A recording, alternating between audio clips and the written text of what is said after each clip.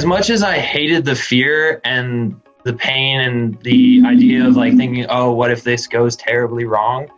The idea of it going right was so much more powerful than the idea of it going wrong, that it just kept pushing me onwards, and it did for years. I don't know if any of you are also sponsored or are at a professional level, so I don't want to exclude you at all. But with that, Hunter, were you pursued by individuals? Were you, did you get scholarships for your snowboarding? I mean, a lot of it was competition based and how well you did and all that kind of stuff.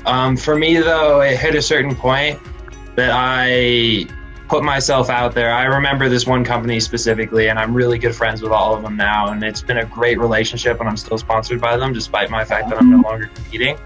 But the company's name is Strafe Underwear, and I remember I basically sent them an email with my snowboarding resume attached to it, and didn't really hear anything back from them, and by some crazy coincidence, I got onto the gondola with the guy who was the worldwide representative for Strafe Underwear, and we just started having a conversation. He was like, "Oh, you're the kid who sent in the application?" I was like, "Yeah."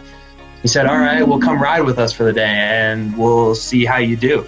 And I rode with him for the day, and at the end of the day, he came up to me and he was like, "Hey man, I was really impressed with all of your abilities and what you've done and the way that you've pursued your snowboarding, and so come by the headquarters and we'll get you all stocked up." And it was a huge moment for me because that was my first real big sponsorship.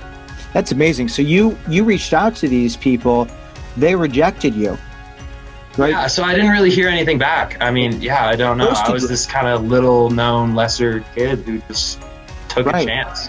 So then you reached out, you got rejected. This is the fearless part. Now, I don't know how good you guys are with rejection, but this I think is the most important thing, that you reached out, you gave them permission to reject you.